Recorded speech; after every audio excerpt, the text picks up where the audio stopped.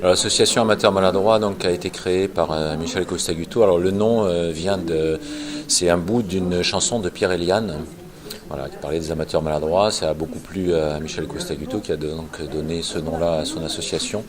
Et donc on est implanté, si je puis dire, au Fort Napoléon depuis 1995.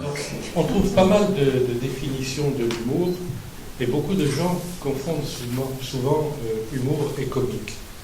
Parfois l'humour fait rire, mais souvent c'est plutôt un sourire et parfois même c'est un peu grinçant. Merci gendarme paternel, merci gendarme avec pitié qui me considérant comme un petit enfant m'avait dit ce jour-là, donnez-moi vos menottes. Comment aborder une jolie femme? Pourquoi aborder une femme laide?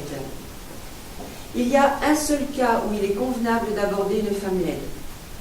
C'est pour lui demander si elle ne connaît pas l'adresse d'une jolie femme. C'est tout ce qu'il y a à dire sur ce sujet.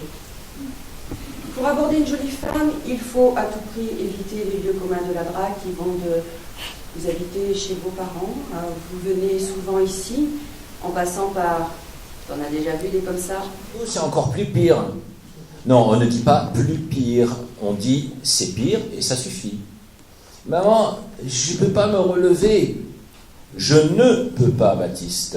Que fais-tu des négations? C'est comme si que mes jambes seraient mortes à présent. Oh mon Dieu, comme si que. Tu me rendras folle. Combien de fois devrais-je te le répéter, Baptiste? On ne dit pas comme si que. On dit comme si. Un point, c'est tout. La troisième fois que Madeleine trompa Jean, Jean dit à Madeleine: pourquoi m'as-tu trompé avec cet homme? Parce qu'il est rigolo, répondit Madeleine. Bon, grommela Jean. Et il se dirigea vers la librairie Ollendorff, où il acheta, à se tordre, l'exquis volume de notre sympathique confrère Alphonse Allais. Il lut, relut ce livre véritablement unique, et s'en imprégna tant et si bien que Madeleine faillit trépasser de rire dans la nuit.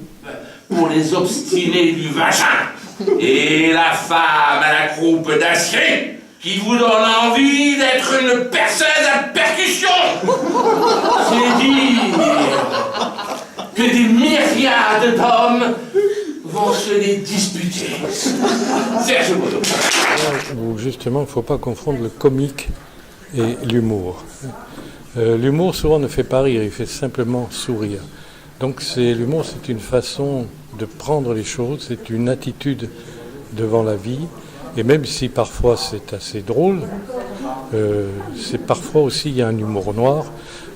Par exemple, je citerai Woody Allen qui dit « Bon, j'ai pas tellement peur de la mort, mais quand elle arrivera, je préférais ne pas être là ».